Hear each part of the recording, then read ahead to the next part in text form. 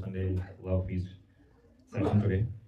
I think I know most of you. Is anyone here for the very first time? Anyone for the first time? Okay. So you are pretty much familiar with our traditions and our schedule here. So we will be trying to read from Bhagavad Gita. I think maybe someone can volunteer to give Bhagavad Gita to everyone. Thank you, Prabhu. So we are reading from chapter 4, text number 13. If you're reading this version, it's page number 200.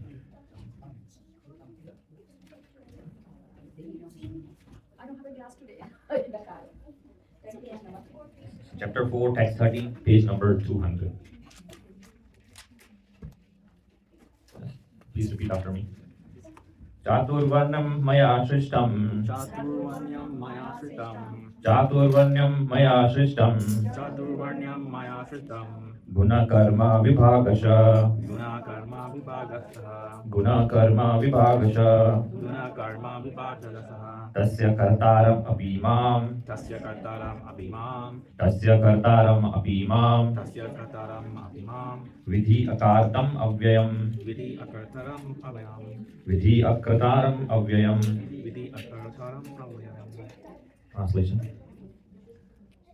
According to the three modes of material nature and the work associated with them, the four divisions of human society are created by me. And although I am the creator of this system, you should know that I am yet the non-doer, being unchangeable. Purport. The Lord is the creator of everything. Everything is born of Him. Everything is sustained by Him. Everything, after annihilation, rests in Him. He is therefore the creator of four divisions of the social order, beginning with the intelligent class of men, technically called Brahmanas, due to their being situated in the mode of goodness. Next is the administrative class, technically called Kshatriyas, due to their being situated in the mode of passion. The mercantile men, called Vaishyas, are situated in the mixed modes of passion and ignorance, and the Shudras, or the laborer class, are situated in the ignorant mode of the material nature. In spite of his creating the four divisions of human society, Lord Krishna does not belong to any of these divisions, because he is not one of the conditioned souls, section of whom from the human society. Human society is similar to any other animal society, but to elevate men from animal status, the above mentioned divisions are created by Lord for the systematic development of Krishna consciousness. The tendency of particular man towards work is determined by the modes of material nature which he has acquired. Such symptoms of life, according to the different modes of material nature, are described in the 18th chapter of this book. A person in Krishna consciousness, however, is above even the Brahmanas. Although the Brahmanas by quality are supposed to know the Brahman, the supreme absolute truth, most of them approach only the impersonal Brahman manifestation of Lord Krishna. But a man who transcends the limited knowledge of a Brahmana and reaches the knowledge of Supreme Personality of Godhead, Lord Shri Krishna, becomes a person in Krishna consciousness, or in other words, a Vaishnava. Krishna consciousness includes knowledge of all different plenary expansions of Krishna, namely Ram, Narsimha, Vama, etc. And as Krishna is transcendental to the system of the four divisions of human society, a person in Krishna consciousness is also transcendental to divisions of human society. Whether we consider the divisions of community, nation, or species. Let's start with offering our prayers. Mangal Charna, if you know, you can repeat those prayers after me. Om Jnana Timirandasya Jnananjana Shalakaya Chakshurunmilitam Yena Tasmai Shri Gurave Namah Shri Chaitanya Manobishtam Sthapitam Yena Bhutale Swayam Rupa Kadamayam Tadati Swapadantikam Vandeham Shri Guru Shri Yuta Padakamalam Shri Gurun Vaishnavamscha Shri Rupam Sagrajatam Sahagana Raghunathanvitam Tam Sajivam Savadaitam Savabhutam Parijana Sahitam Krishna Chaitanya Devam Shri Radha Krishna Padan Sahagana Lalita Shri Vishakhanvitam He Krishna Karuna Sindhu Dinabandhu Jagatpate Gopesha Gopika Kanta Radha Kanta Namaste Tapta Kanchana Gaurangi Radhe Vrindavaneshwari Vishabhanu Sute Devi Pranamami Hari Priye Vanshakalpatarubhyascha Kripa Sindhu Yaevacha पतितानां पावनेभ्यो वैष्णवेभ्यो नमो नमः नमः ओं विष्णुपादाय कृष्णपृष्ठाय भूतले श्रीमते भक्तिवेदान्त स्वामिनिति नामिने नमस्ते सरस्वते देवे गौरवाणी प्रचारिणे निर्विशेष शून्यवादी पाश्चात्य देशधारिणे जय श्री कृष्ण चैतन्य प्रभु नित्यानंद श्री अद्वैत गदाधर शिवासादि गौरभक्तवृंद हरे Krishna Krishna Krishna Hare Hare Hare Ram Ram Ram Hare Hare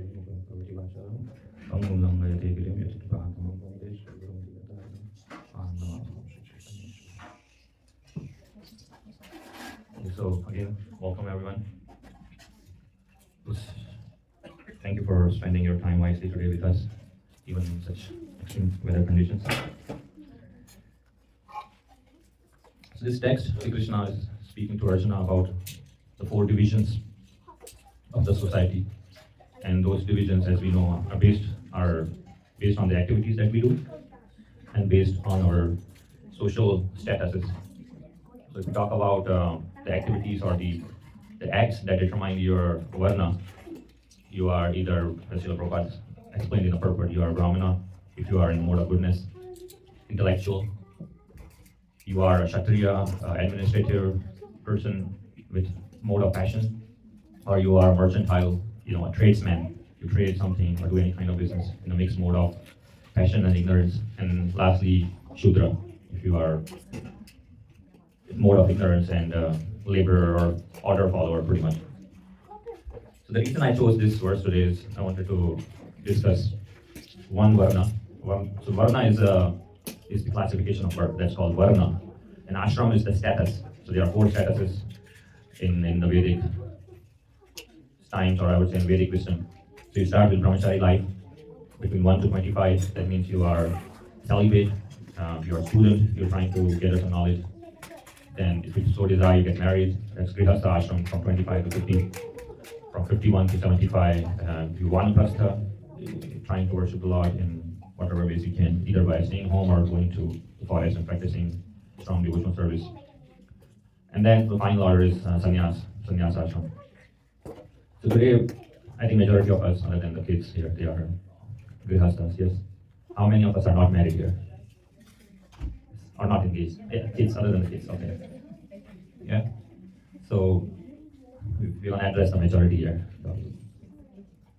So something to learn for everyone though, regardless of in which condition you are. And secondly, we want to talk about the varna. So the ashram will be grihastha ashram, and the varna would be Brahman. So we will use some jargons. I hope you are familiar with these terms. Yeah, ashram, varna, grihastha, Brahman. Yes, everyone is familiar with these terms. Yes. Yes. Okay. So Prabhupada mentions, if you go towards the end of the purport, he says that if there's a society and it doesn't have the classification of these varna and ashrams, then it's an animalistic society. So what distinguishes humans from animals is these 4 varna and ashrams.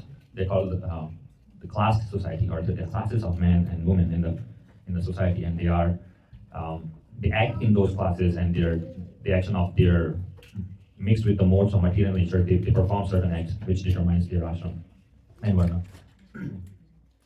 And Srila Prabhupada also says that the following sentence, that a devotee who is fully surrendered to Krishna, is in Krishna consciousness, is even above a Brahmana. A Brahmana is supposed to know what is Brahman, what is the absolute truth. But with the age, not many people are qualified in the study of Vedas or scriptural conclusions, and eventually they just end up reaching the level of impersonal Brahman. So they don't go beyond impersonal Brahman. So hence, Srila Prabhupada said that a devotee is better than a Brahmana, right? But Srila Prabhupada also says that a person who is fully in Krishna consciousness, right? So we have to be a little careful when we use such comparisons, I'm chanting 1 round and I'm better than all those Brahmanas sitting or chanting reciting verses. You have to be fully Krishna conscious. Technically, if you serve Krishna, if you worship Krishna, you are far superior than a person who is, worshipping impersonal Brahman, or his ultimate goal is some impersonal Brahman, and they don't worship the supreme form of the Lord. So a devotee is superior. But this statement should not give us a false status or ego saying that we are better than others. And then Srila Prabhupada at the end, he says that Krishna consciousness includes knowledge of different plenary expansions of expansions of Lord Krishna. He names few Ram, Narasimha, and Vaman, etc. So that's not the end of the list. There's a big list, and Srila Prabhupada just names few important personalities there. Now, this subject brings us to what is this classified society, or what is the need of the classification. And if you read in the purpose, Prabhupada also mentions that this classification of society is done in such a way that it brings you, no matter where you are, it pulls you towards the higher end of the realm. So if you are Shudra, by the gradual practice of your activities, you are supposed to elevate yourself to go to a higher platform and a higher platform, become Brahmana to learn the knowledge of Absolute, and then become a devotee. That was the classification system. So if you were part of this system, it was supposed to enlighten and bring you up to the point where you are situated in the mode of goodness, and from mode of goodness, you can try to be in the pure mode of goodness. So there are three modes of material nature, as we know. So Tamo, Rajas, and Sattva. But this classification that we are talking about, it will set you in the Sattva platform. But when we start practicing devotional service, we reach Shuddha Sattva, a higher form of mode of goodness. And that is our objective, or that should be the goal of this classification of society. Now, unfortunately, over the time, this classification was merely done on the basis of birth. Right? If you are Brahmana, if you are born Brahmana, you are Brahmana. If you are born Kshatriya, you are labeled as Kshatriya. Or if you are born Shudra, you are labeled as Shudra, and you cannot do anything or upgrade yourself. Wherein Sri Krishna says that these divisions were done on the qualities of the person, and the qualities of the modes of material nature assigned to that person. So over the time, as Kali Yuga progressed, the society was only attached to the names or just the superficial values of the Varnashram Dharma. Hence, you see in the modern society, we don't have any classification. Right? When we are born or when we grow up, we are not told who we are. Right? We have to. In India, there are still few Brahmanas who are caste Brahmanas, born Brahmanas. There are few who are like born Shudras in the lower grade of society. But technically, in Kali Yuga, everyone is, Prabhupada also mentioned several times in different places, that everyone is practically born Shudra. So, today we wanted to discuss the duties of the Grihasthas. Srimad Bhagavatam, there's a dialogue between Narad Muni and Yudhishthira Maharaj, where Narad Muni is instructing Yudhishthira Maharaj on the duties of a Grihastha, or the household life. People who live in the households, who are married, they have partners, they have a house, and they earn some, they make money, and they have a family, they have kids. So he's explaining the duties of householders. And in that, he starts with the primary duty of householder is to remember and sing the glories of Lord Shri Krishna, as Srila Prabhupada said here. And that includes remembering and reading books where Lord Shri Krishna's pastimes are explained in detail. It could be, you can say that some of his incarnations, like Lord Ram, Varaha, Vamana, Narasimha, reading or hearing the glories of such wonderful and merciful pastimes of Lord. What it does is it elevates the atmosphere within the house. Right? You live in a house, and if we talk about household life, Prahlad Maharaj in the 5th canto, he says, 7th canto, he says that the household life is like a griha andapupa. It's a deep, dark well. But in the next verses, he uses the word term as griham edi. So we talk about grihasthas. So grihastha, griha means house, hastha means one who lives in the house. Griham edi, so there's the two terms used. Grihastha is someone who makes their home an ashram, where Lord Krishna is worshipped. There are praises of Lord or his associates. There's a glorification of Lord. There's a chanting of his holy name, worshipping the deity. So such place is called ashram, right? Versus the term that was used later on is called griham edi sukham hitucham. So griham edi is someone who is stuck in the deep dark well of sense gratification. These are some jargons. Please excuse me if you are not really familiar with these. And sense gratifications means we only think about ourselves, our body, our wife, kids, the money, the house, car, business. So our day starts with thinking about how we're gonna live today, what I'm gonna do to make my life. So it's like a deep dark well. So why it's like a well? Because in a well, if it's a deep and dark, you don't see the end of the well, right? Similarly, in the Grihastha lives, if there's absence of worshipping Supreme Personality of Godhead, that means we will continue taking births, our suffering will continue, we will grow old, we will die, we will be born again, again we will go through all the cycles n number of times, we keep it repeating, so there is no end. That's why it's like a dark well. And it's deep because it's very difficult to get out of it.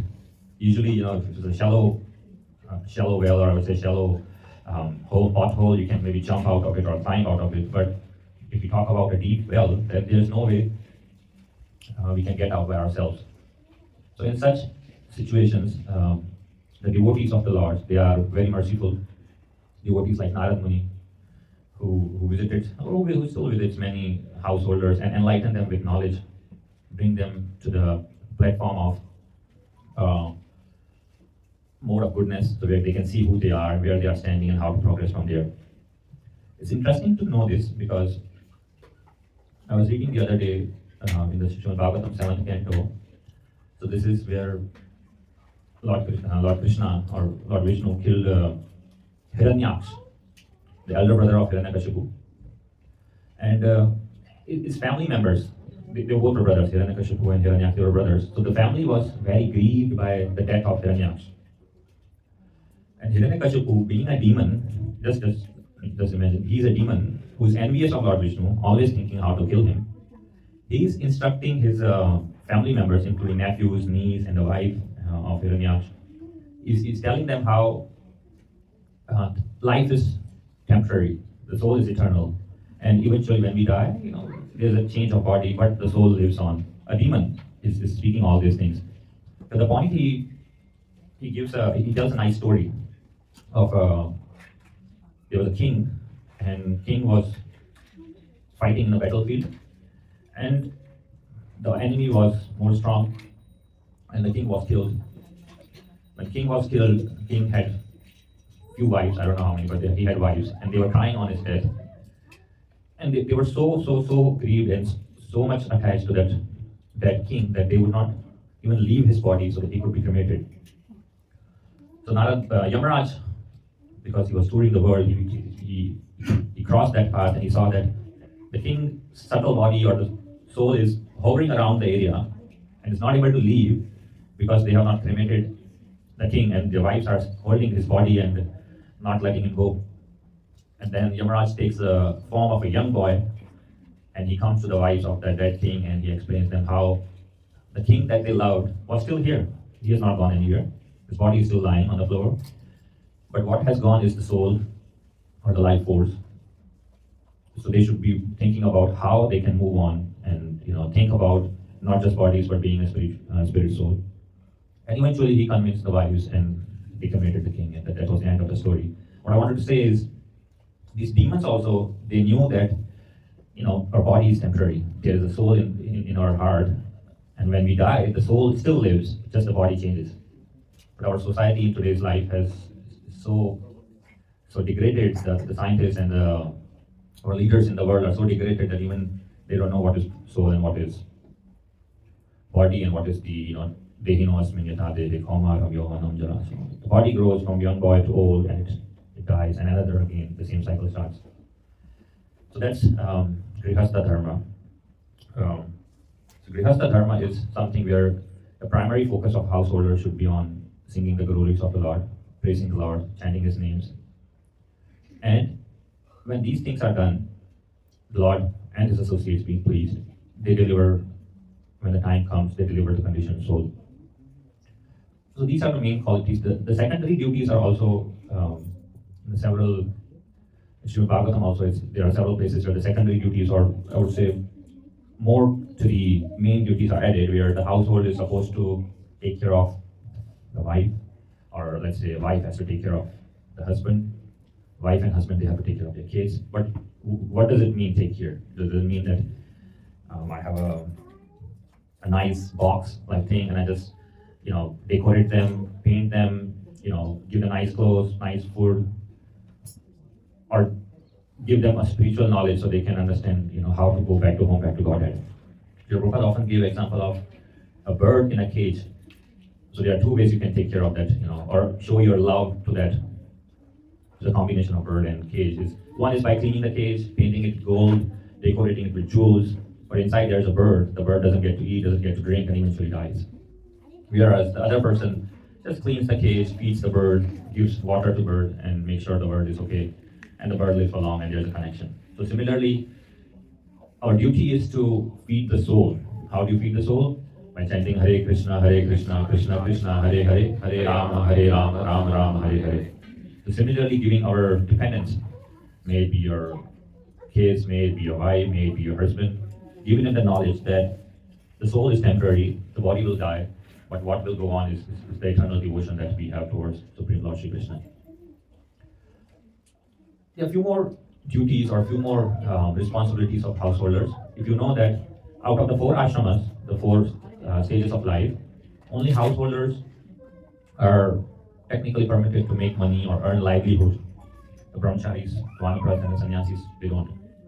So it's the responsibility of householders to contribute or take care of the other 3 stages of, or the people in the other 3 stages of life. So if you see a sannyasi coming to you, or if you see a brahmachari coming to you begging for some help or some assistance, it's the duty of household to take care of their needs. May it be their bodily needs, like they need some health related things, or may it be they need food, they need some money to travel, to maintain, or etc. So in a nutshell, grihastha life is important, it's very important, because it's said that grihastha maintains the other 3 ashramas.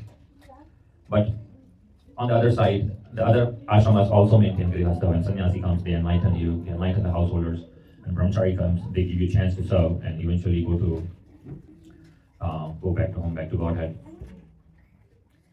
Talking about brahmachari and grihasthas, I'm reminded of 2 nice stories, not stories, but 2 nice facts from the life of Lord Sri Ram.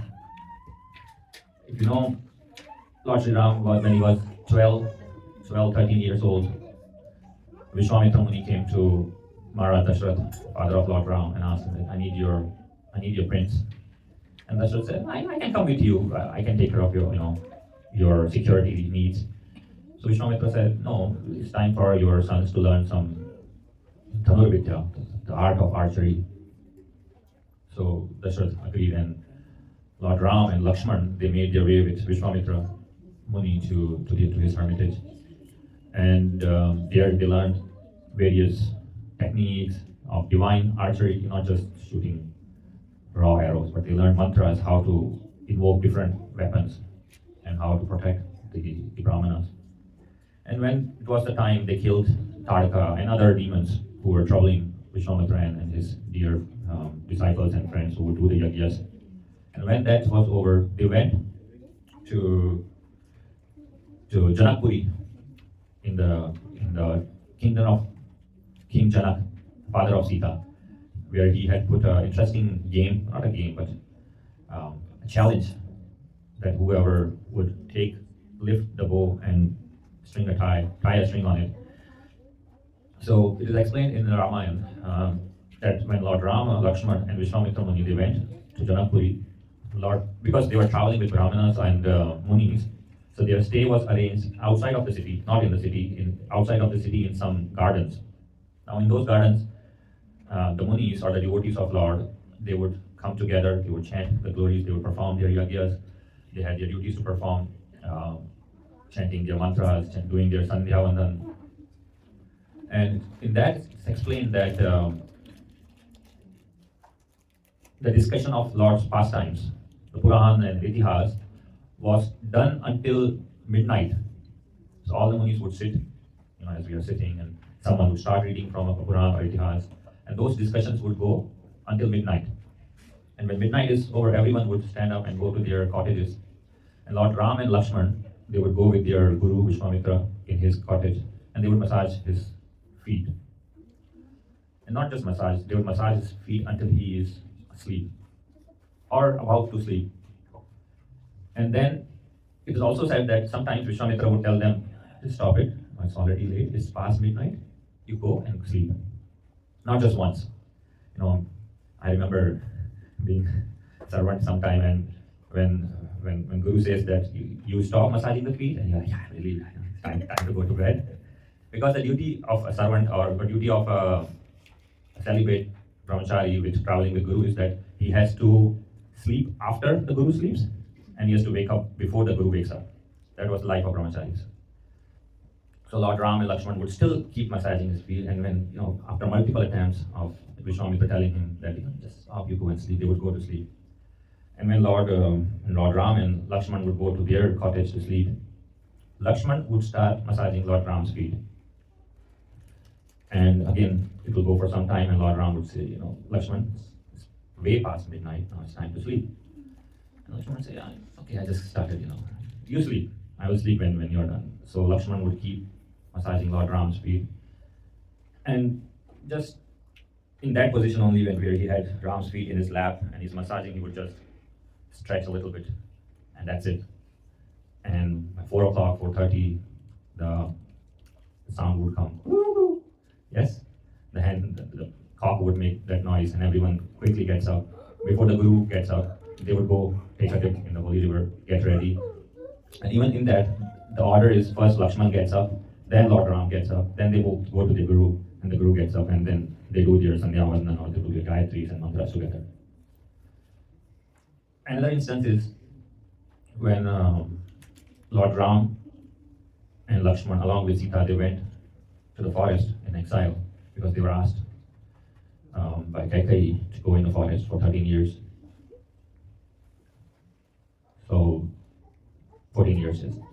So, it is said that when they reach Chitraput, so if you go in India, Ayodhya and Chitraput, where Lord Ram lived, I think for 12 or 13 years, Chitraput is a nice place. It's not very far, probably a few hundred kilometers. So they walked up to Chitraput, they made their cottage there.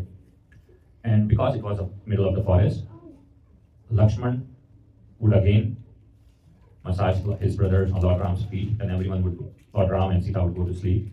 But Lakshman would do the night watchman task. For how many days in a week? 7 days. How many days in a month? 30. How many days in a year? 360. He never slept.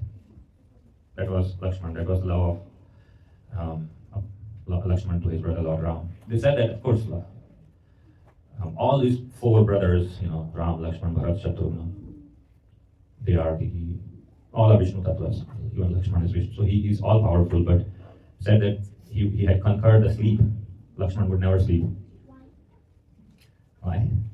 Because he wanted to make sure that Lord Ram is always protected or always safe. Even though Lord Ram is the Supreme Personality of Godhead, Lakshman wanted to make sure he serves Lord Ram the best way he could.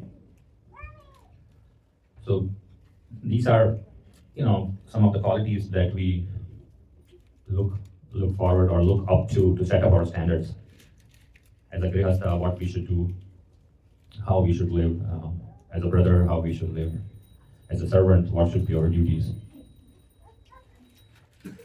Also, a part of being grihastha is to make sure that all the living entities in your home are protected. We don't unnecessarily kill anyone. If someone is not trying to harm you, we should not kill them. Instead, we should be compassionate. We should be merciful on all the living entities in and around our home, may it be humans, animals, or insects. Now, we don't have a lot of time. Coming to the second subject of talking about the qualities of Brahmana, Sri Krishna, I'll read the translation and the shloka for you. This is 1842. Sri Krishna explains the qualities of Brahmanas. Samodama tapa shaucham shantir arjavam evacha jnanam vijnanam astikyam brahma karma svabhavajam. Peacefulness, self-control, austerity, purity, tolerance, honesty, knowledge, wisdom, and religiousness. These are the natural qualities by which the Brahmanas work. So all these things that you heard, this is something a Brahmana should possess naturally, right? So again, we come to the discussion of 4 classes and 4 Varna and Ashrama. So that system is designed to make you go from one to another level. So you have these qualities naturally. Now, in our Krishna consciousness movement, we have Brahmanas, right? And many of the Brahmanas are not naturally born with those qualities. But it is said that Haraja Bhaktas Kuto Mahatmana Bhahat. So a devotee of the Lord, what kind of quality does a devotee of the Lord not have? The devotee of the Lord has all the qualities that are required to be a Brahmana. Hence, so as Srila Prabhupada said, the Vaishnava is above the Brahmana. A Vaishnava is someone who always thinks of Krishna, worships his devotees, and follows all the regulative principles and the guidelines of Shastras. So such Vaishnava automatically becomes eligible to be a Brahmana. Therefore, you have seen that in our society, we have initiation. Usually there was only one initiation in the ancient times, but now in ISKCON we have a system in the place to 1, 2, and 3 step kind of process. So you start chanting, you chant for 1 year, 2 years, sincerely and seriously. You receive first initiation, the Guru accepts you, blesses you to chant the Hare Krishna Maha Mantra nicely and with purity, humble, and all the state of mind, so you can think of Krishna. And with practice of that, along with reading of scriptures, developing the mood of serving the deities, serving the devotees, you become eligible. I would say not become eligible, but you are blessed to be on a platform of Brahmana. So when you become Brahmana, you are allowed to worship the deities. If you see these pujaris going in the altar, they are certainly blessed, and with their strict sadhana, with their strict, I would say all the rules and regulations, when you follow, you become a Brahmana. So there's a process. There's a process in place. And that process is to make sure that we always think of Krishna. No matter what status of life we have, we don't forget Krishna, we always chant his name. We read the glories of Krishna, which are described in the books like Srimad Bhagavatam. And along with our family, everyone together, we serve Krishna, we worship the deity, or a picture at home. We offer what we prepare or cook with love and devotion to the Lord and ask him to accept our insignificant offering. And as a result, our home or the atmosphere of the home is uplifted. And eventually, when the time comes, we will go back to home, back to Godhead. That is the promise Sri Krishna gave here. I have 5 minutes. I had thought of singing a bhajan in the beginning. If you want, we can sing a bhajan now, or I can take questions. So I'll leave it up to you. What do you prefer? Singing a bhajan? I will need Narayan Prabhu. So if you have your phones, you can look for it. The bhajan is called Bhajahu Re Mana. Yes, everyone has phones? Yeah, you can just try to search that. I'm not sure if you have enough songbooks here, but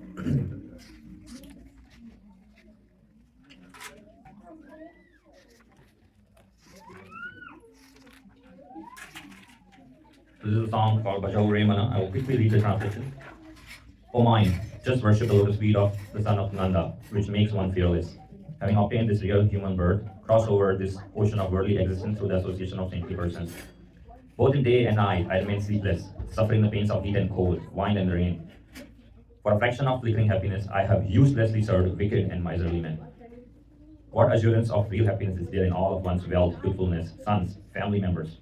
This life is tottering like a drop of water on the lotus petal. Therefore, you should always serve and worship divine feet of Lord Hari. It is the desire and great longing of Govinda Das to engage himself in the 9 process of bhakti, namely hearing the glories of the Lord, chanting the glories, constantly remembering him, offering him prayers, serving Lord's lotus feet, serving the Supreme Lord as servant, worshipping him with flowers, incense, so forth, serving him as a friend, and completely offering the Lord one's very self. Yes? So please sing after me. Bhajahu Re Mana Shri Nanda Nandana Abhaya Charanara Vindare Bhajahu Re Mana Shri Nanda Nandana Bhajahu Re Mana Shri Nanda Nandana Abhaya Charanara Vindare Bhajahu Re Mana Shri Nanda Nandana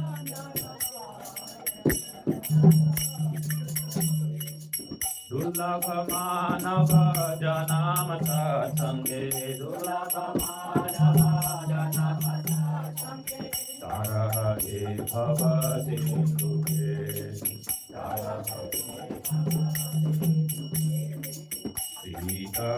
तप पादवहीतन दिन स्वामिनी जाहिरे पादवहीतन विफले से विनो कृपा दुर्जना विफले से विनो कृपा दुर्जना चपल सुखल बलाभिरे चपल घन यौवन पुत्र बही जन इथे जाची पर दीजिए घन यौवन पुत्र बही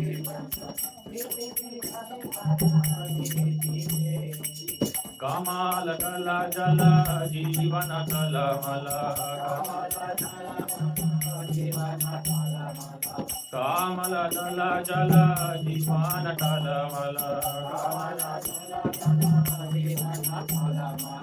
भज हरि पद निधि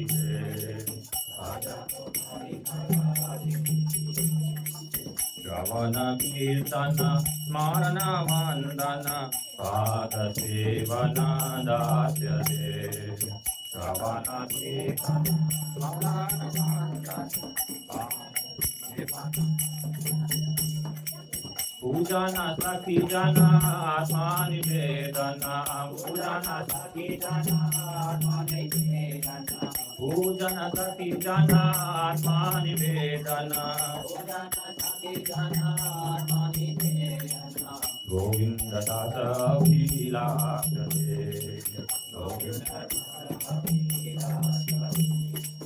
भजहु ते मन श्री नंद नंदन अभय चरण रविंद्र दे भजहु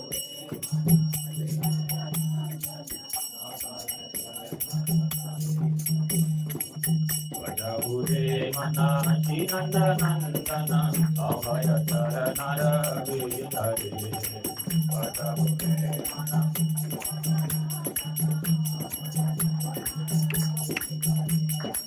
दुर्लभ मानव जन्म सत्संगे दुर्लभ मानव जन्म सत्संगे करहरि भव सिंधुके करहरि भव सिंधुके। जय श्री राधा गोपी वल्लभ की जय।